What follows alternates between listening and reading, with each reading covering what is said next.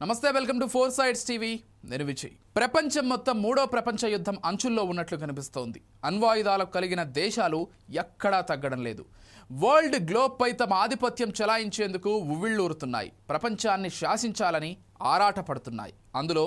అగ్రరాజ్యం America first ప్లేస్లో ఉందని చెప్పొచ్చు ఇటీవల రష్యా ప్రయోగించిన పవర్ఫుల్ న్యూక్లియర్ వెపన్ అమెరికాను ఆందోళనకు గురిచేసింది ఈ క్రమంలోనే అమెరికా విశ్వమే దద్దరిల్లేలా మోస్ట్ పవర్ఫుల్ న్యూక్లియర్ మిస్సైల్ను తయారు చేస్తోంది అణ్వాయుధాలు ప్రపంచంలోని అత్యధిక సంఖ్యలో అమెరికా దగ్గర ఉన్నాయని చెప్పారు ట్రంప్ తన మొదటి పదవీ కాలంలో ఆయుధాలు ఆధునీకరించినప్పుడు ఈ ఘనత సాధించామని సోషల్ మీడియాలో పోస్ట్ చేశారు అందుకే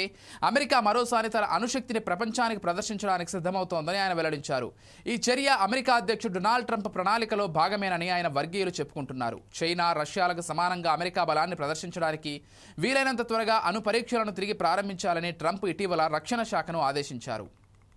అమెరికా తన చివరి అణు పరీక్షను 1992 సెప్టెంబర్ 23న నిర్వహించింది ఈ పరీక్షకు డివైడర్ అని పేరు పెట్టారు రేడియేషన్ వ్యాప్తి చెందకుండా నిరోధించడానికి నెవాడా ఎడారిలోని రైనర్ మోసా పర్వతాల కింద దాదాపు 2300 అడుగుల లోతులో దీనిని నిర్వహించారు ఆ పేలుడు చాలా శక్తివంతంగా ఉండటం వలన భూమి లోపల ఉన్న రాళ్లు కరిగిపోయాయి నేల ఉపరితలం ఒక అడుగు పైకి లేచి తిరిగి కిందకు దిగింది ఇప్పటికీ ఆ ఘటనను గుర్తు చేస్తూ ఆ ప్రదేశంలో దాదాపు 150 మీటర్ల వెడల్పు 10 మీటర్ల లోతు గల బిళం మిగిలి ఉంది 1945 నుంచి ప్రపంచవ్యాప్తంగా 2000కు పైగా అణుపరీక్షలు జరిగాయి వీటిలో United States Soviet Union Britain France China భారతదేశం పాక్ ఉత్తర కొరియా వంటి దేశాలున్నాయి అణుపరీక్షలు అణుబాంబు పేలుళ్లు రెండు అణు ప్రతిచర్యను కలిగి ఉంటాయి అణుపరీక్షకు 24 నుండి 48 గంటల ముందు మొత్తం ప్రాంతాన్ని ఖాళీ చేస్తారు వైమానిక దళం గస్తీ నిర్వహిస్తుంది రేడియేషన్ పర్యవేక్షణ బృందాన్ని మోహరిస్తుంది సైంటిస్టులు అధికారులను 5 నుంచి 10 కిలోమీటర్ల దూరంలో ఉన్న కాంక్రీట్ బంకర్లకు తరలిస్తారు